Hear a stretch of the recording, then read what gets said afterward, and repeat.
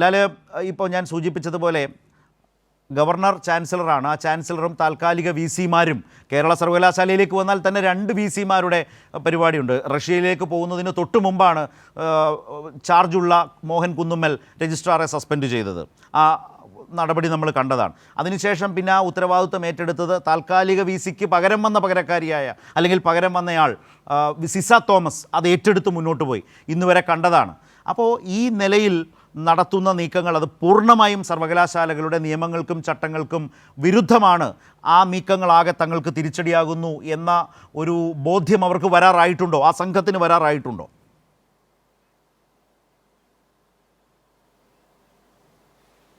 അല്ല, അവർക്ക് ഇപ്പം തന്നെ വന്നിട്ടുണ്ടാവും. കാരണം ഞാൻ അതിൻ്റെ വളരെ ഡീറ്റെയിൽഡ് ആയിട്ട് തന്നെ എൻ്റെ രാഷ്ട്രീയം പറയാം.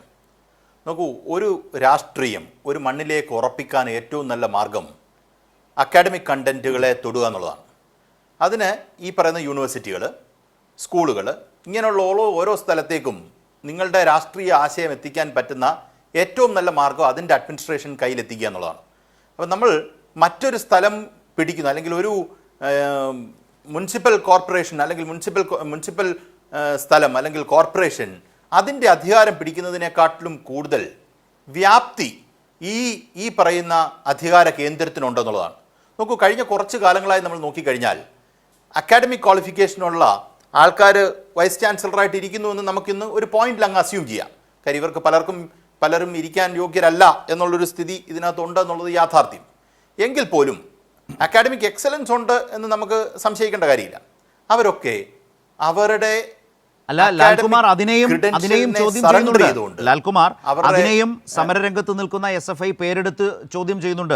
കേരള സർവകലാശാല വൈസ് ചാൻസലറായി ഇരിക്കാൻ മോഹൻ കുന്നുമ്മലിൻ്റെ യോഗ്യത എന്നൊരു ചർച്ച SFI ചോദിക്കുന്നുണ്ട്. ആരോഗ്യ സർവകലാശാലയുടെ വൈസ് ചാൻസലറാണ്. മറ്റൊരു സർവകലാശാലയിലേക്ക് വരുമ്പോൾ അതിൻ്റെ വൈസ് ചാൻസലറായി ഇരിക്കണമെങ്കിൽ യോഗ്യതയിൽ മാറ്റം. പക്ഷേ ചാൻസലർ ഒരു താൽക്കാലിക VC എന്ന നിലയിലേക്ക് കൊണ്ടുവരികയായിരുന്നു. അതുപോലെ സിസ തോമസ്. ഇത് രണ്ടുപേരുടെ കാര്യത്തിലും SFI ചോദ്യങ്ങൾ ഉന്നയിക്കുന്നുണ്ട്. ലാൽ, അല്ല, ഞാൻ ആ അർത്ഥത്തിലല്ല ഞാൻ ആ ക്വാളിഫിക്കേഷൻ എന്നുള്ള അർത്ഥത്തിലല്ല ഞാൻ പറഞ്ഞത്. ക്വാളിഫിക്കേഷൻ എന്ന് പറയുന്ന കാര്യത്തിൽ നമുക്ക് വലിയ പ്രശ്നമുണ്ട്. നമുക്ക് ഇവർ ഈ പറയുന്ന പോയിന്റ് അല്ലെങ്കിൽ ഈ സ്പേസ് ഒക്യുപ്പൈ ചെയ്യാനുള്ള ക്വാളിഫിക്കേഷൻ ഇവർക്കുണ്ടോ, എലിജിബിലിറ്റി ഉണ്ടോ എന്നുള്ള ചോദ്യത്തിൽ ഇല്ല എന്ന് തന്നെയാണ് എൻ്റെയും വാദം. ഞാൻ പറഞ്ഞ അങ്ങനല്ല.